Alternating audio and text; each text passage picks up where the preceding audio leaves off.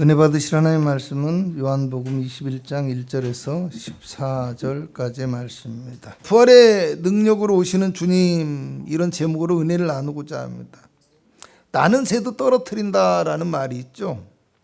권세와 유용이 대단해서 모든 일을 자기 마음대로 할 수 있는 상태를 일컬어 하는 말인데요, 주로 권력이나 힘을 가진 사람들을 향해서 이런 말을 하기도 하죠. 그런데 아무리 이렇게 권세와 유용이 큰 사람도요, 나이가 들고 세월이 지나면 그 영향력이 떨어질 수밖에 없고요, 사람들의 어떤 관심과 시선에서 멀어질 수밖에 없고, 또 때로는 초라하고 보잘것없는 무기력한 모습으로 비춰질 수밖에 없는 것이 사실은 우리의 현실입니다. 얼마 전에 제가 회의가 있어서 갔다가 오래전에 은퇴하신 분을 정말 오랜만에, 한 10년도 넘었을 것 같아요. 오랜만에 뵙게 되었는데요, 참 옛날에는 대단하신 분이었는데 세월 앞에서는 장사가 없다라는 생각이 들었어요. 그렇게 약해진 모습이 보였고요, 사람이라는 것이 참 별것이 없구나 하는 어떤 회한과 같은 마음이 제 마음속에서 들었던 기억이 있습니다. 여러분, 사람 누구나 시간이 흐를수록, 세월이 지날수록 영향력이 약해지고 무기력한 존재로 변해갈 수밖에 없는 것이 우리 인생의 현실입니다. 그래서 우리가 살아가면서 사람을 바라보고 의지하면 반드시 실망할 수밖에 없다는 것을 깨닫게 될 수밖에 없기도 하지만요, 사실은 또 그 현실이라는 것이 우리가 주님을 바라봐야 될 이유가 되기도 한다는 것, 이것을 우리가 기억할 수 있기를 바랍니다. 오늘 말씀의 제목이요, 부활의 능력으로 오시는 주님인데요, 오늘 우리도 부활의 주님을 알고 그 부활의 주님을 만나는 것을 넘어서야 됩니다. 그래서 그 주님을 우리가 바라보고 따라감으로 우리에게 부활의 능력이 있고 또 부활의 영원한 생명이 있어야 된다는 것 기억하실 수 있기를 주님의 이름으로 축복합니다. 오늘은 예수님께서 다시 살아나신 날을 기념하는 부활주일입니다. 사도 바울은 고린도전서 15장 3절에서 8절을 보면 성경대로 그리스도께서 우리 죄를 위하여 죽으시고 장사 지낸 바 되었다가 성경대로 사흘 만에 다시 살아나서 게바에게 보이시고 후에 12 제자에게와 500의 형제에게 보이셨으며 맨 나중에 만삭되지 못한 자와 같은 내게도 보이셨다라고 그렇게 고백합니다. 여기서 성경대로라는 말은요, 하나님께서 성경을 통하여서 약속하신 대로 십자가에서 죽으시고 부활하셨다, 이런 뜻이고요, 또 보이셨다라는 말은 예수님의 부활이 단순히 어떤 귀로 들은 소문이나 신화와 같은 것이 아니라 제자들의 눈으로 직접 보고 직접 경험한 실제적이고 역사적인 사실이라는 것을 이야기하고 있는 내용입니다. 또 고린도전서 15장 17절에서 22절에는 그리스도께서 다시 살아나신 일이 없었으면 너희 믿음도 헛되고 너희가 여전히 죄 가운데 있을 것이고 모든 사람 가운데 우리가 더욱 불쌍한 자라고 이렇게 말합니다. 그렇지만 그리스도께서 죽은 자 가운데서 다시 살아나서 잠자는 자들의 첫 열매가 되심으로 말미암아 그리스도 안에서 모든 사람이 무엇을? 삶을 얻으리라. 할렐루야. 이렇게 말씀을 합니다. 여러분, 부활이 없는 신앙과 믿음은요, 아무런 의미도 없고 아무런 유익이 되지 못하는 헛것일 뿐이지만 그리스도의 부활이 우리에게 있기 때문에 우리에게 생명의 능력의 약속이 주어질 수 있게 된다는 것을 아시기 바랍니다. 여러분, 20세기의 기독교의 신학의 대표적인 학자이며 목회자인 칼 바르트라는 사람은요, 기독교 신앙의 본질은 그리스도의 부활에 있다고 이야기했습니다. 또 에밀 브루너라는 신학자도요, 기독교의 출발점은 예수 그리스도의 부활에서부터 시작된다고 이야기합니다. 그리스도의 부활이 없이는 기독교 신앙을 말할 수가 없다, 이런 얘기예요. 여러분, 기독교와 다른 종교의 차이점은요, 예수님이 살아나셨다는 부활의 사건이 있다는 겁니다. 그래서 예수님의 무덤은 시체가 없는 빈 무덤이라는 것이에요. 여러분, 오늘날 이단들 그리고 사이비 종교의 교주들, 이런 것과 기독교 신앙이 분명하게 다른 것이 이것이에요. 그들은 자신이 구세주라고 주장합니다. 메시아라고 주장합니다. 자신이 하나님이라고 얘기해요. 그렇게 주장하지만 결국에 그들은 죽게 되더라는 겁니다. 나이가 들면 사람하고 똑같이 힘이 떨어지고 기운이 없어지고 교주라고 이야기하면서 자기를 추종하는 사람들에게서까지도 나이가 들면 영향력이 떨어져요. 그게 그들의 현실이라는 겁니다. 그리고 결국은 그들은 죽었고 어떻게 됩니까? 육체는 무덤에 있다라는 겁니다. 그런데 예수님은 어떻습니까? 죽으셨어요.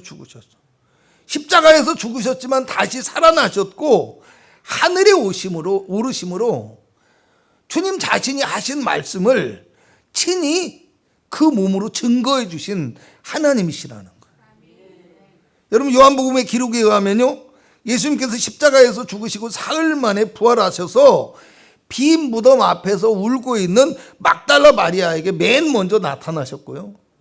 그 다음에는 11 제자에게와 그 다음에는 도마에게 보여주셨다고 합니다. 그리고 오늘 본문 14절을 보면 이것은 예수께서 죽은 자 가운데서 살아나신 후에 세 번째로 제자들에게 나타나신 것이라고 이야기합니다. 이 세 번째라는 것은 숫자의 중요성을 두지 마시고요. 그리고 또 본문 1절에 보면 그 후에 예수께서 디베라 호수에서 또 제자들에게 자기를 나타내셨으니 나타내신 일은 이러하니라고 말씀합니다. 디베라 호수라는 것은 갈릴리 바다를 얘기를 해요. 갈릴리 호수를 얘기하는 것인데 갈릴리 호수의 또 다른 명칭이에요. 갈릴리 지역의 수도가 디베라인데 그 디베라의 이름을 따서 디베라 호수, 디베라 바다 이렇게 얘기하기도 한다라는 거. 요한만 사용하는 명칭이에요. 그러니까 오늘의 이야기가 갈릴리 호수에서 일어난 이야기라는 겁니다. 그런데 우리가 여기서 먼저 주목해야 될 것이 뭐냐면 앞에서는 주님이 제자들에게 친히 찾아오실 때 그것을 가리켜서 뭐라고 하냐면 주님을 보았다라고 얘기를 해요. 그리고 주님이 제자들에게 보이셨다라고 얘기를 합니다. 할렐루야. 그런데 본문에 와서는 어떻게 표현하고 있냐면 나타내셨다 이렇게 표현하고 있다라는 거예요. 본래의 단어가 가진 뜻도 마찬가지예요. 보았다라는 것은 어떻게 보면 눈으로 직접 보았다, 시선으로 봤다 이거예요. 그런데 나타내셨다라는 말은 명백하게 나타내셨고 또 명백하게 선언하셨다 이런 뜻이 있어요. 본 것만이 아니라 무언가를 증명하셨다라는 거예요. 할렐루야. 부활의 주님께서 자신을 친히 드러내시고 자신을 친히 확인시켜 주시는 특별한 사건이 오늘 이 21장에 나와 있다라는 얘기입니다.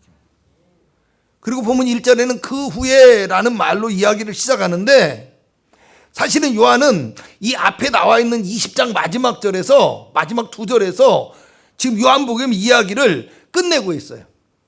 그 책을 기록한 목적이 이거라 하면서 이야기의 끝마침을 했어요. 말씀을 마쳤다라는 겁니다. 그리고 나서 지금 이야기를 다시 시작하는데 이 그 후에라는 말은 시간적인 의미로 주어진 게 아니에요. 어떤 새로운 사건, 새로운 이야기가 지금 시작되고 있다라는 것을 의미하고 있는 거예요. 그래서 학자들이 요한복음 21장을 요한복음의 부록이라고 얘기합니다. 추가된 이야기 아니면 또 다른 이야기, 첨가해서 하고 싶은 이야기, 우리가 기억해야 될 이야기라는 겁니다.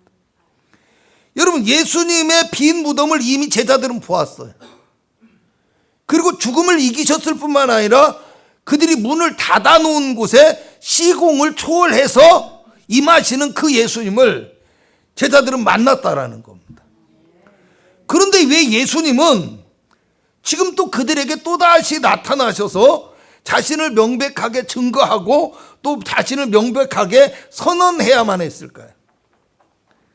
여러분 2절에서 3절을 보면 그것이 나오는데요. 베드로를 비롯해서 7명의 제자들이 함께 있었는데 베드로가 일어나서 나는 물고기 잡으러 가겠노라 이렇게 이야기를 하니까 다른 사람들도 다 따라서 나도 함께 가겠다, 우리도 함께 가겠다 이렇게 하고서 따라 나가서 그들이 배에 올랐다고 얘기를 합니다. 여러분 갈릴리 바다는요 예수님께서 베드로와 제자들을 부르셨던 장소예요. 고기를 잡던 베드로에게 내가 너희로 사람을 낚는 어부가 되게 하리라, 이런 말씀을 하시면서 그들을 부르셨던 장소라는 겁니다. 그렇게 예수님께서 부르셨을 때 제자들은 배와 모든 것을 버리고 주님을 쫓았던 곳이라는 겁니다.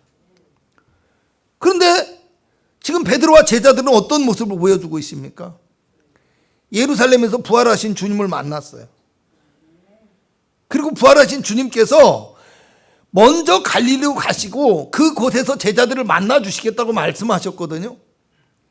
그런데 너희가 거기서 주님을 배우리라 하는 그 말씀을 듣고 갈릴리로 돌아갔지만 그들은 주님을 따르는 길에, 주님을 찾는 길에 서 있지 않고 고기를 잡는 삶의 현장으로 그냥 돌아가 버리고 말았다라는 거예요. 누구보다도 주님을 사랑하고 열심을 냈던, 그리고 앞장서서 주님을 따랐던 베드로입니다. 내가 죽을지라도 끝까지 예수님을 따르겠다고 말했던 그 베드로입니다. 그런데 그 베드로가 이제는 어떻게 하고 있습니까?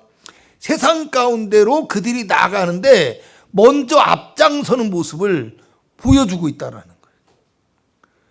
그리고 모든 제자들이 베드로를 따라서 자기들에게 주어진 예수님의 사명을 잊어버리고요, 그저 먹고 살기 위해서 고기를 잡는 어부의 삶으로 다시 돌아가 버리고 말았다라는 겁니다. 여러분, 왜 그랬을까요? 도대체 왜 그들은 그런 삶을 선택했을까요? 많은 이유가 있겠지만요, 그들은 주님을 만났어요. 만났지만 어떻게 보면 주님을 끝까지 따르지 못하고 부인했다는 어떤 마음의 상처와 패배감에 사로잡혔을 거예요. 그래서 스스로 무너져 버렸다는 겁니다. 나 같은 사람이 무엇을 할 수 있을까?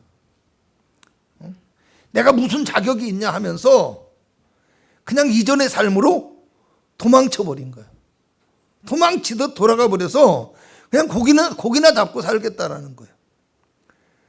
여러분, 그런데 그리고서 잘 되었으면 그나마 좀 위로라도 되잖아, 위안이라도 되잖아요. 그런데 오늘 3절을 보면 그날 밤에 아무것도 잡지 못하였다고 합니다. 그러니까 예전에 실패했던 그 삶, 아무것도 잡지 못하고 힘만 기울이던 공허했던 그 삶으로, 그 실패의 자리로 돌아가 버리고 말았다라는 겁니다. 여러분, 왜 이런 일이 발생하게 되었을까요?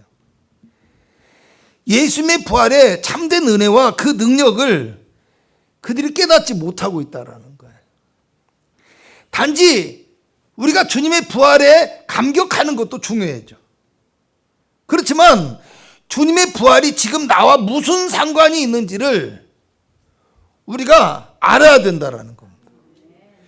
십자가와 부활의 사건을 경험한 것만으로는 우리가 정말 온전한 믿음의 삶을 살아갈 수 없다는 것을 알아야 됩니다. 단지 그것을 안다는 것을 우리가 넘어서야 된다는 겁니다. 그래서 그 십자가와 부활의 능력이 나의 사건이 되어야 되는 거예요. 아멘.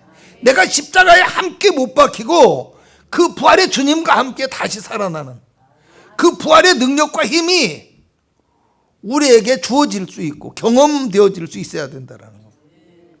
오늘 베드로와 제자들은요, 부활하신 예수님을 만났지만 아마도 그것이 전부였던 것 같습니다. 주님의 부활은 단지 살아나는 것만이 아니에요. 모든 능력이 회복되고 모든 권세가 주어졌음을 의미한다는 것을 알아야 하는데, 오늘 제자들은 그것을 알지 못하니까 갈릴리에 갔지만 주님을 찾지도 않았고, 또 나중에는 그들에게 찾아오신 주님을 알아보지도 못하는 이런 어리석고 안타까운 모습을 보이고 있었다는 말입니다. 여러분, 오늘 제자들의 문제는 예수님께서 그곳에 계셨지만 주님을 알아보지도 못하고 그저 자기 자신들의 힘만으로 살아가려고 했기 때문에 밤이 새도록 그물질을 했지만 아무것도 잡지 못하고 실패하는 인생의 모습을 보여주고 있습니다. 그런데 오늘 6절을 보면요, 그물을 배 오른편에 던지라, 그리하면 잡으리라는 주님의 말씀에 그들이 순종했더니 물고기가 많아 그물을 들 수 없을 정도로 잡혔다고 이야기합니다. 배 오른편이든 배 왼편이든 중요한 것은 그들이 밤새도록 여기저기 던지고 그물질을 했다라는 거예요. 그러니까 그 작은 배에서 그물질을 하는데 오른편만 던지고 왼편만 던지고 이랬겠냐라는 거예요. 아니라는 겁니다. 배의 사방을 던졌겠죠. 던져보지 않은 곳이 없다는 겁니다. 그런데 놀랍게도 똑같은 바다의 어장입니다. 똑같은 조건과 환경 속에 있는 거예요. 그럼에도 주님이 그 현장에 찾아오시고 주님이 말씀하여 주시니까 전혀 다른 하나님의 역사와 축복이 임하게 되더라는 사실입니다. 여러분, 이전에 주님께서 베드로를 부르실 때 깊은 데로 가서 그물을 내려 고기를 잡으라고 말씀하셨던 것처럼 그들이 주님의 말씀에 순종했더니 그물을 들 수 없을 정도로 물고기가 많이 잡혔다라는 것입니다. 여러분, 그러면 여기서 그물을 배 오른편에 던졌다라는 말은 어떤 의미를 가져올 수 있을까요? 어떤 의미로 생각할 수 있을까요? 여러분, 그들의 삶의 방향이 주님의 말씀이 중심이 되어졌다라는 거예요. 아멘. 주님의 말씀을 따르는 쪽으로 그들이 향하고 있다는 뜻이에요. 아멘. 주님이 만약 오른쪽에 던져라 하면 오른쪽에 던졌겠지만요, 또 단순히 왼쪽에 던져라 하면은 또 왼쪽에 던졌을 것이라는 말입니다. 주님이 말씀하시는 쪽에 던지면, 주님이 인도하시는 곳으로 가면 고기를 잡게 되었을 것이라는 거예요.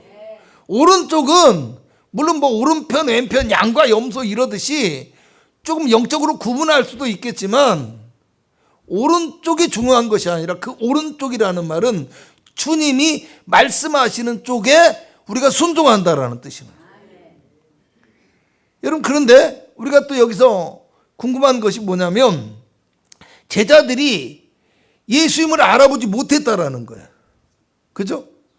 그리고 이제 이 사건이 있고 난 다음에서야 주님의 사랑하시는 자, 그 사람은 아마 요한이라고 해석이 되어지는데요, 이 주님이 사랑하시는 자가 먼저 알아보고 베드로에게 주님이시다 그러니까 베드로가 옷을 벗고 있다가 겉옷을 걸치고 바다에 뛰어들어서 주님께 가잖아요, 먼저.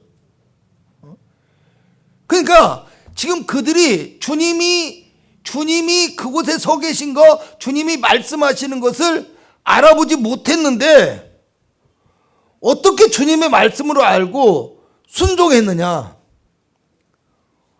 오늘 우리가 그것을 알아봐야 돼요. 할렐루야. 여러분, 우리가 한마디로 이것을 어떻게 표현할 수 있냐면요, 오늘 우리 믿음의 습관이 또 우리의 순종의 자세가 이미 몸에 배어있기 때문이라는 거예요. 아멘. 그들은 지금 알고 순종한 것이 아니에요. 주님이신 줄 몰랐어요. 고기가 잡히고 난 다음에야, 그것도 눈치 빠른 요한이 알아보고 난 다음에야 주님이신 것을 알고 뛰어들을 수 있었다라는 거예요.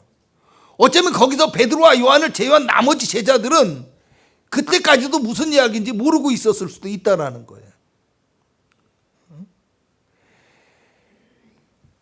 모르고 따라서 한 것이라는 겁니다. 알고 순종한 것이에요. 그래서 우리가 알아야 될 것이 무엇이냐? 주님께서 우리를 찾아오실 때, 또 주님께서 우리에게 말씀하실 때 때로는 여러 모습과 여러 방법으로 우리에게 말씀하실 수 있다라는 겁니다. 아멘. 뭐 성경대로 한다면 꿈으로도 말씀하실 수 있고 환상으로도 말씀하실 수 있고 이렇게 직접적인 것도 있지만 환경을 통해서, 상황을 통해서, 우리 마음의 깨달음을 통해서, 또 누군가의 말을 통해서 말씀하실 수 있다라는 겁니다. 할렐루야. 그리고 또 때로는 주님이 우리에게 말씀하실 때 우리가 쉽게 이해할 수도 없고 우리가 결코 순종할 수 없는 것을 요구하실 수도 있다라는 거예요. 그걸 알아야 돼요. 그래서 우리가 삶에서 이 순종의 습관이 중요한 거예요. 여러분, 베드로의 이야기를 보면서 제가 섬에서 목회를 할 때가 생각이 났어요.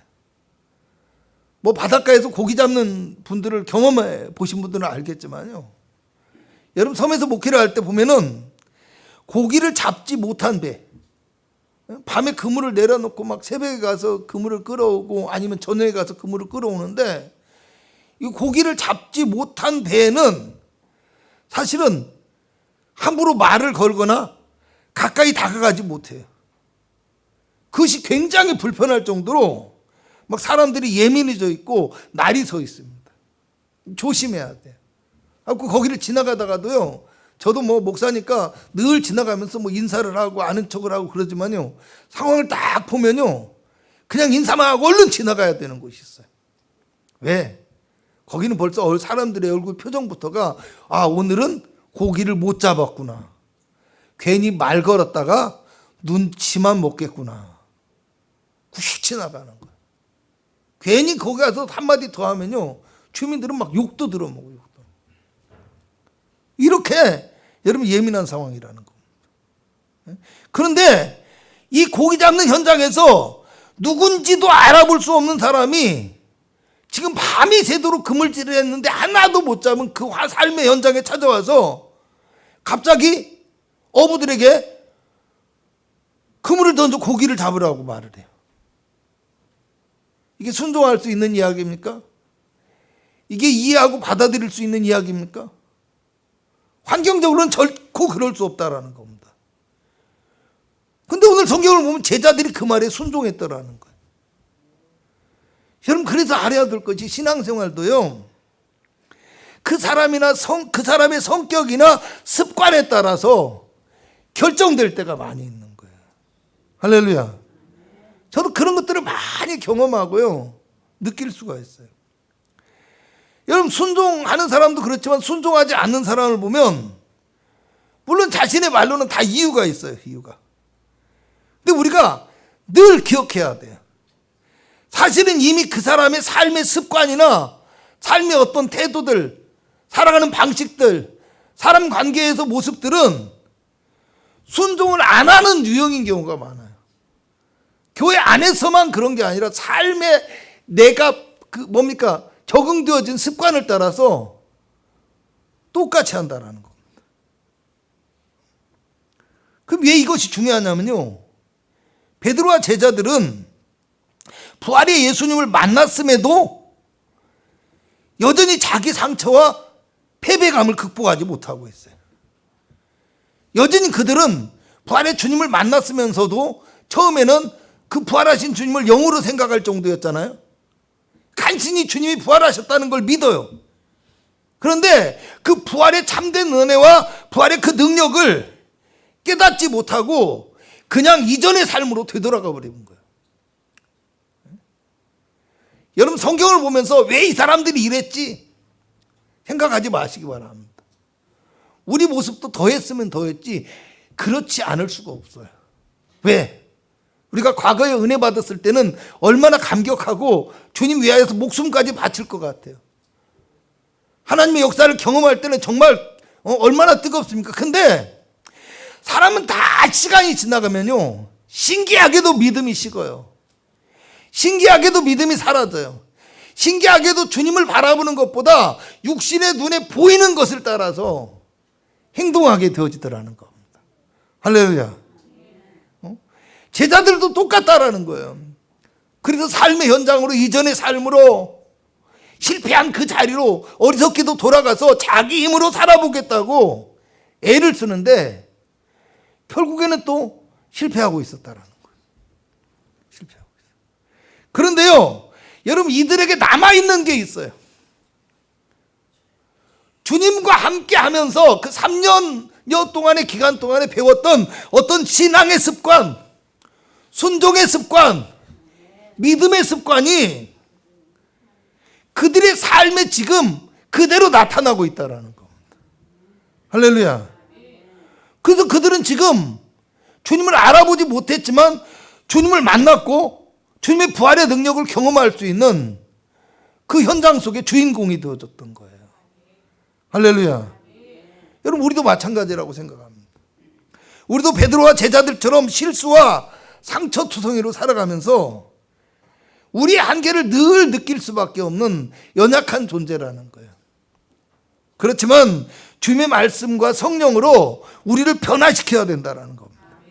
그래서 주님께서 원하시는 믿음의 습관과 태도를 가지고 살아가다 보면 오늘 우리의 삶 가운데서 주님의 부활의 그 역사와 능력이 나타나고 경험되어질 수 있다는 걸 아셔야 된다는 거예요.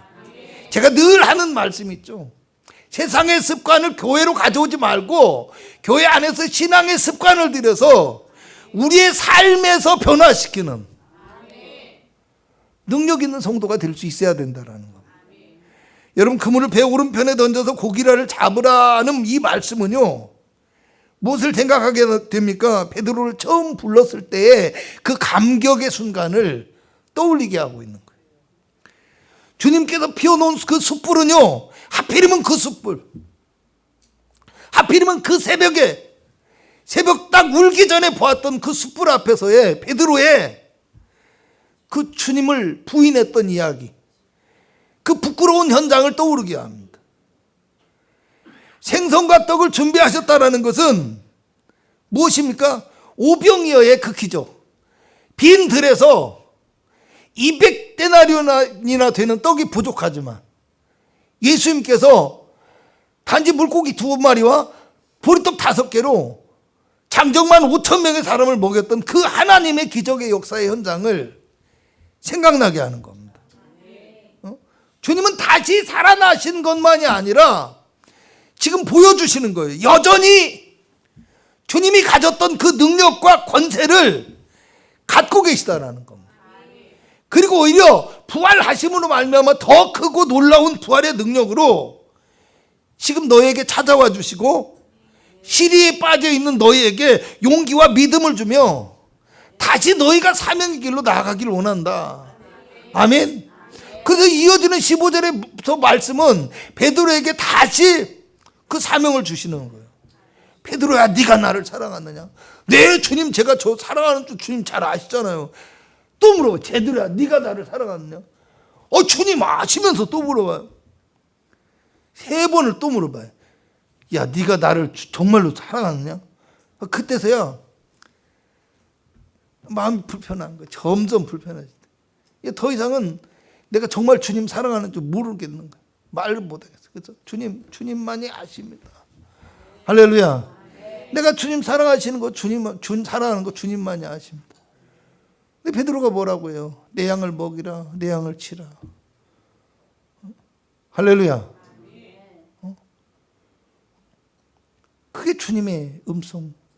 또다시 베드로를 부르시는, 부활의 주님이 베드로를 부르셨다라는 거. 할렐루야. 여러분, 그 후에라는 말은요, 새로운 이야기의 시작을 의미한다고 했는데요, 요한은 이미 예수님의 생애와 함께 십자가를 지시고 부활하신 예수님의 이야기를 다 마친 후에 왜 또 이런 이야기를 기록하고 있을까요? 어쩌면 오늘을 살아가는 우리도 부활의 예수님을 만나고 부활의 능력을 가지고 세상을 향하여 나아갈 사명이 있다라는 거예요. 그래서 복음의 새로운 이야기를 우리가 만들어갈 수 있어야 된다. 이것을 전해주고 싶은 겁니다. 마태복음 28장 18절에서 20절을 보면 하늘과 땅의 권세를 가지신 예수님께서 그러므로 너희는 가서 모든 족속으로 제자를 삼아 아버지와 아들과 성령의 이름으로 세례를 주고 내가 너에게 분부한 모든 것들을 가르쳐 지키게 하라. 볼지어다 내가 세상 끝날까지 너희와 항상 함께 있으리라. 이렇게 말씀하셨고요. 사도행전 1장 8절에는 뭐라고 했습니까? 오직 성령이 너희에게 마시면 너희가 권능을 받고 예루살렘과 온 유대와 사마리아와 땅끝까지 이르러 나의 증인이 될 것이라고 이야기합니다.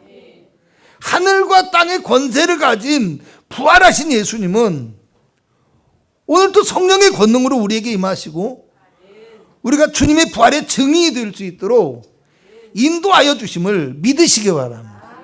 또 끝까지 주님을 바라보며 주님의 말씀에 순종하는 믿음의 삶을 통해서 놀라운 하나님의 축복과 은혜를 허락받을 수 있는 부활의 이 아침이 되어질 수 있기를 주님의 이름으로 부탁을 드리겠습니다.